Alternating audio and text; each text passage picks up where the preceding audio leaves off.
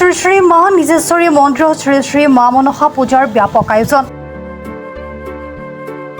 দক্ষিণ কামৰূপৰ পলাশবাৰী সমষ্টিৰ অন্তৰ্গত বৰকুচিস্থিত শ্ৰী শ্ৰী মা নিজেশ্বৰী মন্দিৰত শ্ৰী শ্ৰী মা মনসা পূজাৰ ব্যাপক প্ৰস্তুতি চলিছে।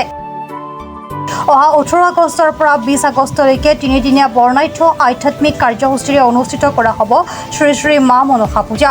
শ্ৰী শ্ৰী মা মনসা পূজাৰ সমূহ কাৰ্যসূচীতে সমূহ ভক্তপ্ৰাণ ৰাইজৰ সহায় সহযোগিতা তথা উপস্থিতি আন্তৰিকতাৰে কামনা কৰিছে আয়োজক সমিতিয়ে। নমস্কাৰ। আমাৰ বিগত বছৰৰ দৰে এইবেলিও আমি মনসা পূজাৰ আয়োজন কৰিছোঁ। আমাৰ 18 আগষ্টৰ পৰা 20 আগষ্টলৈ এই তিনিদিনীয়া কাৰ্যসূচীৰে আমাৰ মনসা পূজা চলি যাব। এইটো 57তম সংখ্যক।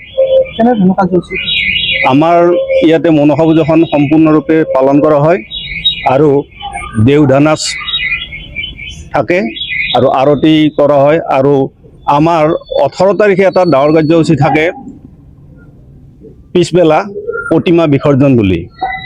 যোৱা বছৰৰ প্ৰতিমাখন আমি এবছৰ ৰাখি আমি পূজা বহিবৰ দিনা আবেলি সেই প্ৰতিমাখন আমি ব্ৰহ্মপুত্ৰ নৈত গৈ অঁতৰাই দিওঁ। আমাৰ এইটো খুব আনন্দ হয়। তাৰ পিছৰ পৰা নতুন প্ৰতিমা স্থাপন হ'ব আৰু পূজা আৰম্ভ হ'ব। অকল দেওধাই নাছে নে দেওধনীও আহে? দেওধনী নাই, আমাৰ ইয়াত অকল দেওধাই থাকে। দেওধাসকল ক'ৰ পৰা আহে? দেওধাসকল আমাৰ বহু দূৰৰ পৰা আহে।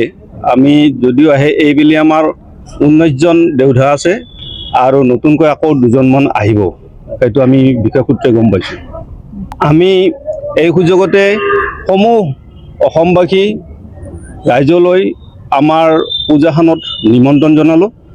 আমাৰ কাৰ্যসূচীবিলাকত যেন সকলো উপস্থিত থাকে তাৰ বাবে আমি সকলোকে নিমন্ত্ৰণ জনালোঁ। আমি নিমন্ত্ৰণ কৰিছোঁ, এতিয়া কেতিয়া আহে না নাহে এতিয়াও আমাক সঠিক সিদ্ধান্ত দিয়া নাই। নিমন্ত্ৰণ জনাইছোঁ। আমাৰ এইবেলি পুৰণি মন্দিৰটোতে পূজা হ'ব। অহা বছৰ আমি প্ৰায় চেষ্টা কৰিছোঁ, কিছু কাম আছে আৰু সেইখিনি কাম সম্পূৰ্ণ হ'লে আমি অহাবাৰ মা মনসাৰ পূজা ভাগটো আমি নতুন মন্দিৰত দিম বুলি আমি আশা কৰিছোঁ। মিৰ্জাৰ পৰা সুনীল দাসৰ ৰিপৰ্ট, প্ৰাত টাইম ডিজিটেল।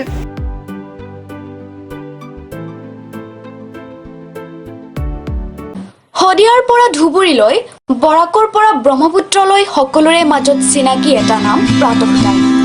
থলুৱা ভাষা, কৃষ্টি আৰু সত্য বাতৰিৰ আধাৰত প্ৰতিষ্ঠিত খবৰ প্ৰাতঃ টাইমৰ প্ৰতিটো বা বাতৰি পুংখানুপুংখভাৱে চাবলৈ Facebook, YouTube, website, Twitter, Instagram আৰু ব্লগাৰ পেজত